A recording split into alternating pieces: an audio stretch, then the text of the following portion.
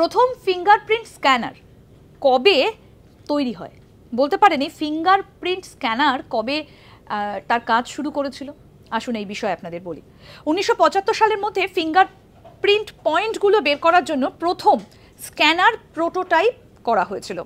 FBI করেছিল এবং FBI এর তরফ থেকেই এটা প্রথম করা হয়েছিল। ডিজিটাল স্টোরেজের যে খরচ সেটা বন্ধ করে দিয়ে এই national institute of science and technology অর্থাৎ NIST কম্প্রেশন এবং অ্যালগরিদম নিয়ে কাজ করেছে এবং তারাই প্রথম এই ফিঙ্গারপ্রিন্ট স্ক্যানার তৈরি করেছিল।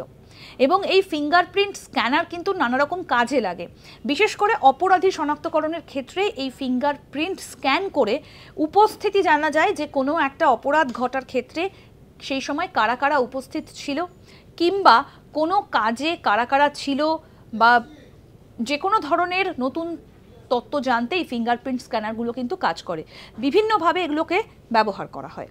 দেখতে থাকুন আজ তাক বাংলার ইউটিউব চ্যানেল, সাবস্ক্রাইব করুন।